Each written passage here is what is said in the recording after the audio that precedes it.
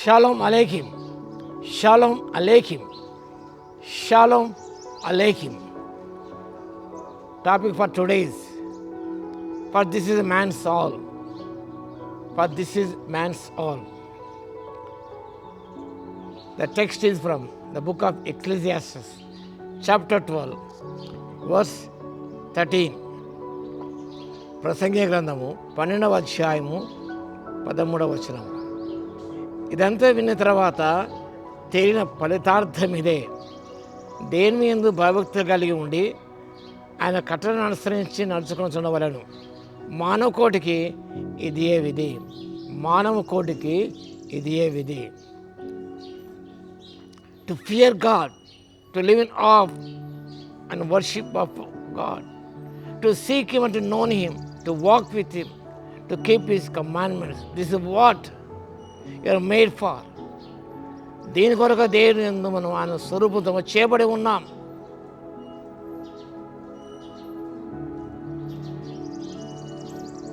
దేవుని యందు భయభక్తులుగా జీవించుట. వాక్య భాగంలో దేవుని యందు భయభక్తులు జీవించుట. Fear God. Fear means to have a genuine reverence and respect for the Lord. That is the meaning of fear. To fear God means to realize His absolute greatness, immutable power and His justice. వాక్య బాగా గమనించిన God's purpose is that people should fear Him. ఆయన భయభక్తులుగా జీవించాలని దేవునికి ఆశయం. When we fear God, we acknowledge His holiness. ఆయన పరిశుద్ధతను భయపడినైతే we acknowledge that God is holy. The highly exalted God, the only one of God, worthy of worship and coupled with obedience. ఆరాధనకు యోగ్యుడు అని విధేయత చూపించవలసిన వారు ఉంటున్నాం. The fear of God keeps His commandments, keeps His aims. దేవుని భయభక్తులు జీవించినప్పుడు మనము ఆయన ఆజ్ఞను మనం గైకొంటాం. అంత మాత్రమే కాదు, ఆయన భయభక్తులు జీవించినప్పుడు ఆయన ఏ రీతిగా మనం నడుచుకొని ఆశిస్తున్నాడో ఆ రీతిగా will keep his commandments. If you love God, will keep his commandments.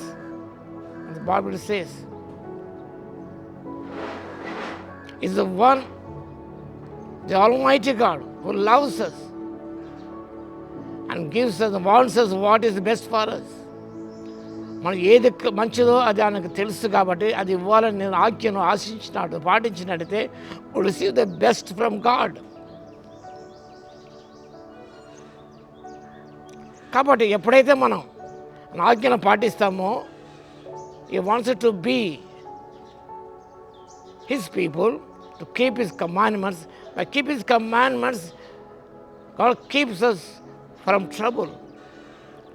కష్టం నుంచి మనం బయటపడతాం. మనం దేవుడు మనకు హద్దు నియమించినాడు. Should live in those boundaries. దాటినట్లయితే మనం కష్టాలు పడతాం, మనం శ్రమల పాలవుతాం.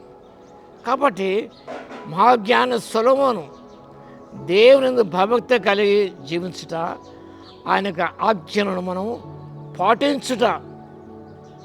And we keep His commandments, we prove that we love Him. ఆయన ప్రేమించుట అనగా ఆయన ఆజ్ఞలు గైకొనుటయే. ఆయన ఆజ్ఞను భారమైన కాదని భక్తులు సెలవిస్తున్నాడు యోహాను సువార్తికుడు. నా ఆజ్ఞలు భారమైన కావు. కాబట్టి మనము దేవుని భయభక్తులు జీవించడాన్ని అన్న నిదర్శనంగా ఆయన ప్రేమించినట్టయితే ఆయన ఆజ్ఞను గైకుంటాం. ఆయన ఆజ్ఞను గైకున్నప్పుడు ఆయన మన యందు నివసిస్తాడు, మనము ఆయన యందు నివసిస్తాం. దీన్ని బట్టి దేవుని ఎంతగా ప్రేమిస్తాం అనేది విషేదం అవుతుంది. How you love God is by proving, following his commandments implicitly, without questioning.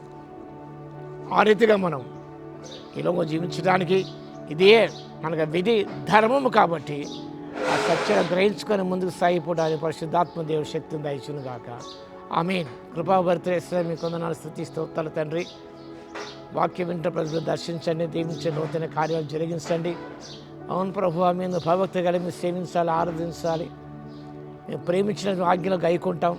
అవి భారమైన మేలుకరమే ఉన్నామని జ్ఞాపకం చేసుకొని పాటించేంతో దీవెన పొందే కృపను ప్రతి బిడ్డకి ఇవ్వగలని స్తోత్రాలు చెల్లిస్తూ ఘనమైన మీ నామను కొనియాడుకుంటూ యేసుక్రీస్తు పరిశుద్ధ నామములో ప్రార్థించి వేడుకొస్తున్నాము తండ్రి. ఆమేన్. మన తండ్రి అయిన దేవుని యొక్క ప్రేమయు, మన ప్రభువును రక్షకుడైన యేసుక్రీస్తు యొక్క కృపయు, పరిశుద్ధాత్మని యొక్క అన్యోన్య సహవాసం మనందరికీ సదాకాలము తోడై ఉండును గాక. ఆమేన్.